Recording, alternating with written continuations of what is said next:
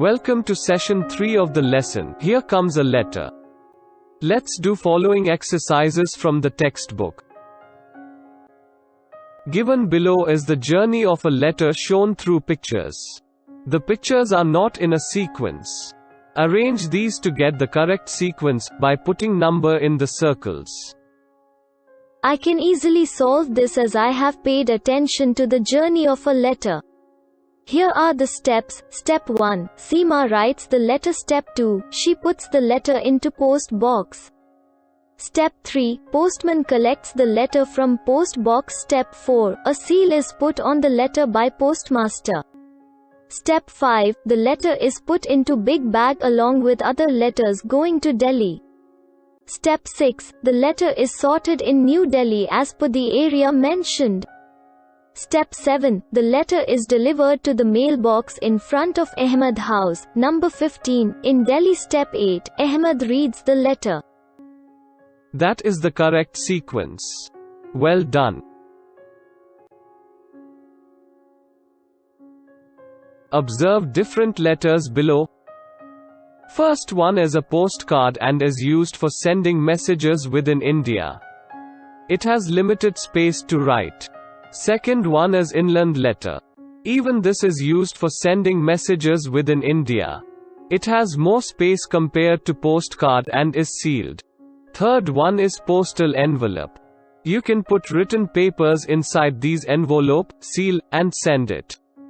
If you notice, all the above 3 items have specific rupee value written on them.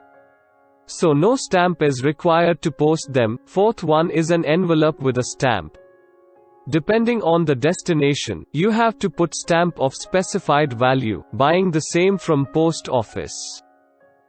Notice, in all these used postcards, letters, and envelopes, seals are put by post office indicating the place and date. Now, let us answer the following questions. What difference do you see in these letters? Different kinds of letters are available like postcard, inland letter, and envelope to be used for different methods of communication. Which letters have stamps on them? Envelopes have stamps on them. Have you seen the seal of the post office on these letters? Yes, all of them have 2 seals. First seal has the place and date when they were posted. Second seal has date and place of delivery. Fantastic. Yes, one seal is from the post office where letter got posted, and the other seal is from post office where letter got delivered. Are all the stamps similar? What are the differences? There are varieties of stamps available with different values. Many stamps showcase the great personalities of our country.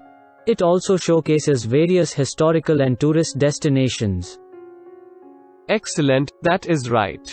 Many stamps are also released in recognition of the special occasions, like 150th year of Gandhi's birthday. Reena's letter reached Delhi by train.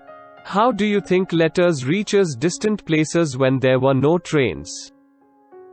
Postal services have tied up with all modes of transport, buses, trains, and air to carry letters from one place to another. Fantastic. That's right. Visit a post office near your house or school and observe the following. See how people are lined up to buy various postal services.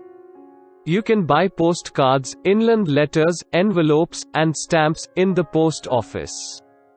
You can also send gifts and parcels of various sizes to your loved ones. Post office also acts as bank, where you can keep your money safely. Let us answer following questions. What are the different kinds of items available? You can buy lot of things in post office. Postcards, inland letters, envelopes, and stamps. Also you can buy containers for parcels. What are their costs?